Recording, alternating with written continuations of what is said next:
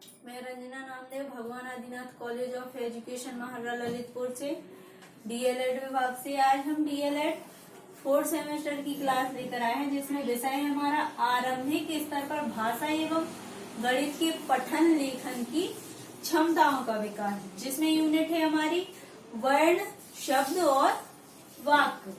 तो हम इसके पहले की वीडियो में शब्दों का वर्गीकरण बतला चुके हैं, स्रोत और इतिहास के आधार पर, और दूसरा रचना के आधार पर। आज हम बतला रहे हैं अर्थ के आधार पर शब्दों का वर्गीकरण। अर्थ के आधार पर हमारे शब्द कितने प्रकार के होते हैं? 6 प्रकार के।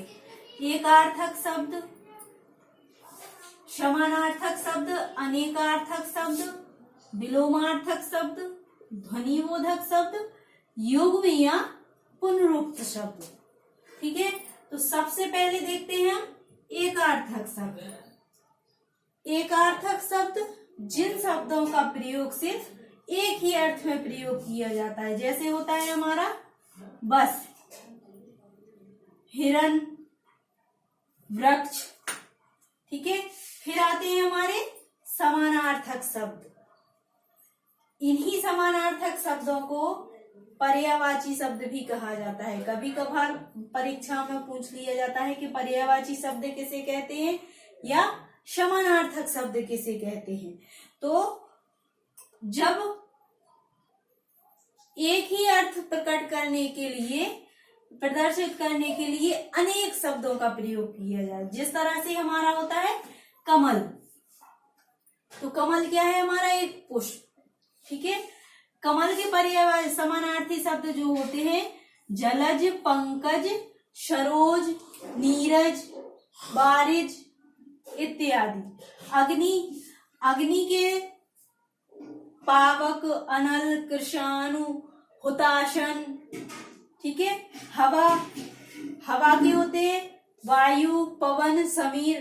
तो शब्द तो हमारे एक ही, कमल माने एक पुष्प होता है कमल, लेकिन कमल के लिए अनेक शब्दों का प्रयोग किया गया है, जलज भी, पंकज भी, सरोज भी, लेकिन सभी शब्दों का अर्थ एक ही होता है, क्या? कमल।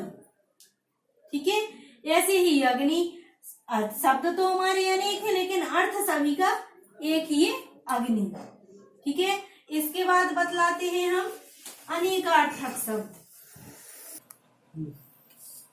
अनेकार्थक शब्द, अनेकार्थक शब्द वे शब्द जो एक शब्द के कई अर्थ। ठीक है, जैसे हमारा होता है काल।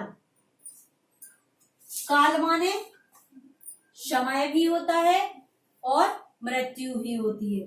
एक ही शब्द के कई अर्थ हो।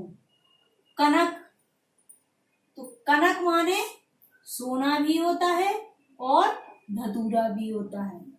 ठीक है, तीसरा है हमारा नग। तो नग माने नगीना भी होता है और पहाड़ भी होता है।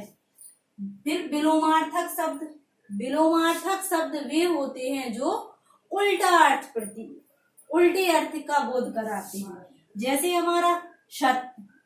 तो सत्य का विलोमार्थक शब्द क्या होता है? असत्य। विष का अमृत, रात का दिन, हानि का लाभ, ऊपर का नीचे। तो ये ऐसे जो हमारे उल्टे अर्थ की प्रतीति कराते हैं उन्हें विलोमार्थक शब्द कहते हैं। फिर है हमारे ध्वनिबोधक शब्द। किसी वस्तु, प्राणी या क्रिया से उत्पन्न ध्वनि के आधार पर कुछ शब्द जन सामान्य में पहले प्रचलित हो जाते हैं और बाद में मानक शब्दावली में अपना लिए जाते हैं। ऐसे शब्द हमारे ध्वनिबोधक शब्द कहलाते हैं, जैसे हमारा फटफटी, कांव कांव।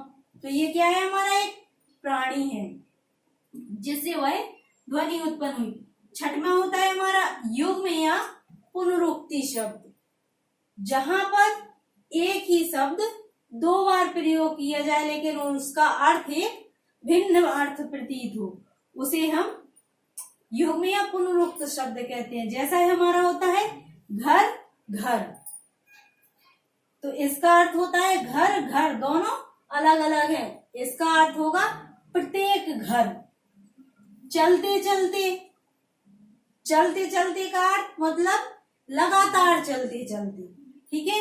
इसके बाद होते हैं हमारे भिन्नार्थक शब्द। भिन्नार्थक शब्द वे शब्द होते हैं जो सुनने में तो हमें समान सुनाई देते हैं, ध्वनि में तो हमें समान से प्रतीत होते हैं, लेकिन उनका अर्थ अलग अलग होता है। ठीक है।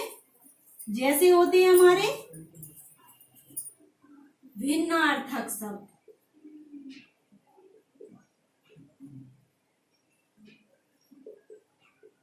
भिन्नार्थक शब्द जो सुनने में तो हमें समान सुनाई देते हैं, लेकिन दोनों का अर्थ अलग अलग होता है। जैसे होता है हमारा